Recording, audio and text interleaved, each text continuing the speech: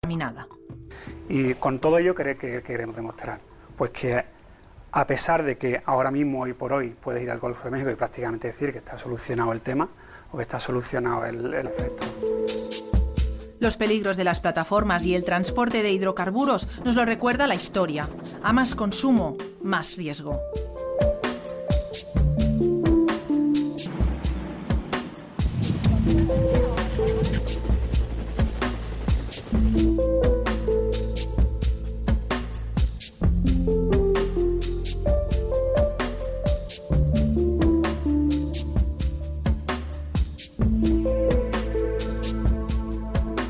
Aún así, impera la necesidad de satisfacer la demanda. Eso hace que incluso los discursos sean retráctiles. Obama ha dado permiso para nuevas plantas extractoras, con normas más estrictas, sí, pero la moratoria establecida tras el accidente ya está levantada. La búsqueda de nuevos yacimientos empuja hasta los últimos territorios vírgenes de la Tierra, como el Ártico. Las propias condiciones ambientales que hay en el Ártico hacen que cualquier acción o cualquier infraestructura de este tipo tenga un mucho mayor riesgo de accidentes. Pero el principal problema que hay es que ni siquiera las aguas del Ártico están delimitadas. Entonces no hay un país que pueda decir este es mi agua y aquí puedo hacer lo que quiera sin entrar en conflicto con los vecinos. Y eso es sintomático de cero. No es asumible que se pueda desarrollar esta industria en una zona tan frágil como el Ártico. Insistimos pues en mirar el mapa del mundo bajo el prisma del petróleo. Quien controle su coste y sus reservas tendrá el poder en el siglo XXI. Por ahora duerme en países como estos, aunque no lo extraigan. Arabia Saudí, solo él posee más de la cuarta parte de las reservas mundiales. Irak, segundas reservas en el mundo por orden de importancia y fáciles de extraer, acaba de aumentar sus reservas probadas. Irán, mucho petróleo de espaldas a Occidente. Kuwait, los yacimientos más protegidos del mundo. Venezuela, posee el 100% de reservas de crudos pesados, no muy rentables todavía. Nigeria, petróleo accesible a orillas del Atlántico.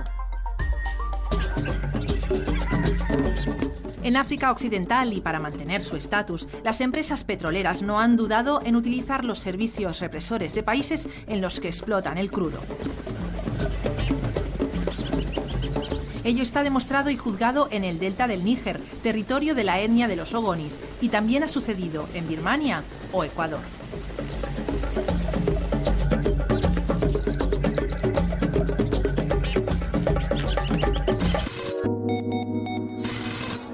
Según la revista Forbes, las dos primeras compañías en valor bursátil en 2010 son petroleras, ExxonMobil y Petrochina. Y de las 10 con mayores beneficios en todo el mundo, 6 son petroleras. Con estos datos parece difícil encontrar alternativas a los hidrocarburos.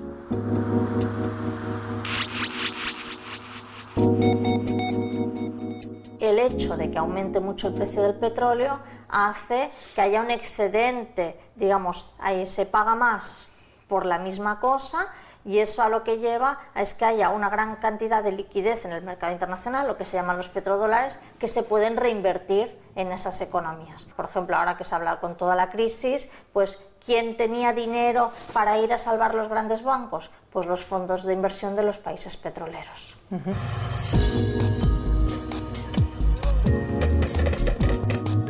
No está de más empezar a mirar con lupa algunos de los conflictos armados actuales y también otros conflictos diplomáticos para entender algo más. El petróleo continúa financiando nuestra sociedad. Rusia ha sido una de las potencias que ha cambiado su política energética. La reacción de los países productores a una subida de precios es pues de alegría hasta cierto punto, en el sentido de que eso implica mayores ingresos para ese país. Y en el caso de Putin, claramente, si queremos hablar de Putin, pues estos últimos años efectivamente ha potenciado esa vertiente de su exportación de petróleo o de gas. Hasta ahora el poder ha estado centrado aquí, en el Golfo Pérsico. Sea o no sea verdad, pero geopolíticamente es esto. Ya el hecho, por ejemplo, de que desintegrada la Unión Soviética, Rusia se integre en el mercado, en la industria energética mundial, ya también hace, por ejemplo, que haya mucho más peso con el gas. Por ejemplo, en este momento Europa tiene mayores relaciones con Rusia, y mayores alianzas con Rusia que las que tenía hace unos años con Estados Unidos, que era quien le aseguraba el control de los hidrocarburos en el Golfo. Solo es necesario seguir la línea de un oleoducto para entender las relaciones diplomáticas y las directrices políticas.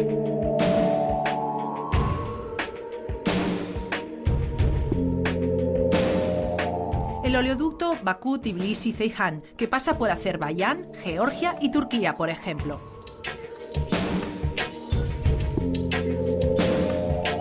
En marcha desde 2006, recorre 1.760 kilómetros, que supusieron acuerdos con los gobiernos de países cuyas políticas sociales y de derechos humanos no son las deseables. Garantizar su seguridad.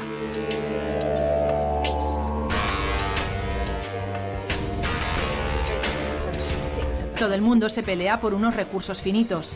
La escasez de petróleo genera aumento de precios y eso no le gusta a nadie. A pesar de ello, miles de ciudadanos en todo el mundo continúan consumiendo despreocupadamente a diario litros y litros de gasolina sin pensar que están engullendo un recurso que la Tierra tardó miles de años en crear.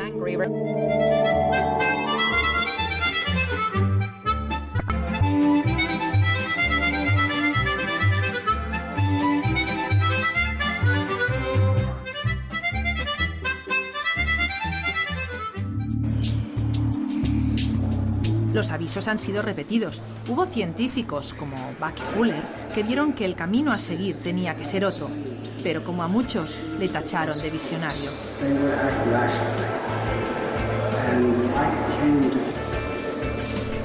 En su exposición en Madrid contempló cómo podía haber sido la sociedad.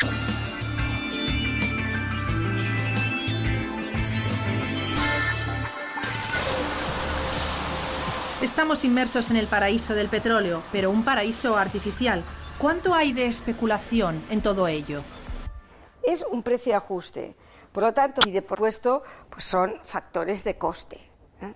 Pero es un conjunto de variables que determina la oferta y la demanda como en cualquier otro producto.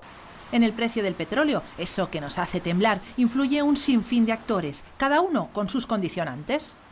¿Quién influye sobre el precio del petróleo? Pues es un conjunto muy grande de actores. Países donde hay ricos en hidrocarburos, empresas que lo extraen, lo comercian, lo refinan y lo transportan, gobiernos que para asegurar un suministro energético inciden en ello.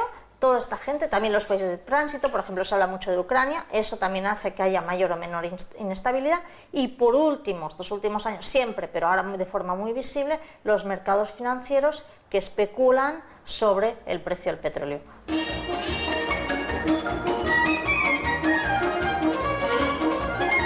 El petróleo tiene un techo de producción.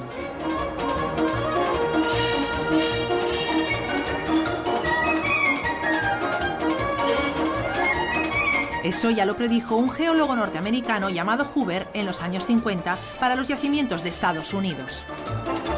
Dijo que en los años 70 llegarían a su cenit y que a partir de entonces las extracciones irían cuesta abajo.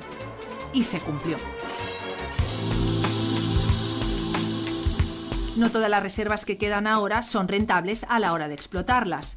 ¿Suman entonces en la cuenta? Quedan muchos recursos, quedan muchas reservas. ¿Qué inconveniente tiene? Primero, que obtener esas reservas requiere utilizar mucha energía, por lo tanto el rendimiento neto que tú obtienes de un barril de estos recursos no convencionales, como le tienes que restar lo que has invertido para sacarlo, el rendimiento neto es mucho más bajo, mucho más caro y atención, y el efecto de emisiones de gases invernadero en estos momentos que estamos preocupados no solo por el suministro de petróleo, no solo por su precio, sino también por el cambio climático, pues es inasumible. Yo creo que luchar por una mayor autonomía en las fuentes energéticas, menor dependencia exterior, conseguir con los desarrollos tecnológicos pertinentes un proceso de sustitución de nuestros medios de transporte alimentados entonces por energía eléctrica y ahorrar y ser más eficientes es la clave, la respuesta a su pregunta. Tenemos que ir hacia una situación en la que realmente cada gota cuenta y por lo tanto tenemos que tratar el petróleo como un bien escaso que merece la pena racionalizar mientras nos preparamos con investigación y desarrollo para desengancharnos definitivamente de esta adicción al petróleo que es la que actualmente hoy en día tenemos.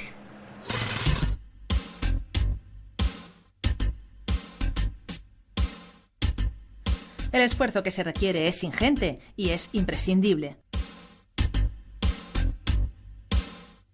Si no se descubren nuevos yacimientos y con las dificultades crecientes de extracción, el petróleo se encarecerá incluso en países que lo han comprado hasta ahora barato, como Estados Unidos o Venezuela.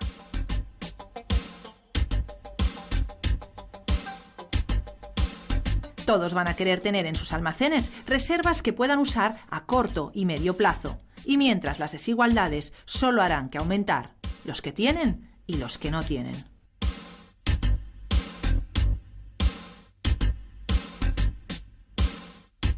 Atención, esto es un llamado de auxilio, necesitamos ayuda. La partida del petróleo se acaba, pero pueden encontrarse otros participantes para un juego nuevo. No solo usar otras energías, sino adaptar nuestra existencia y nuestra economía al planeta que tenemos. Petróleo no habrá más. Flotando en el aire, rumbo pa' aquí, rumbo pa' allá. SOS, flotando en el aire, rumbo pa' aquí.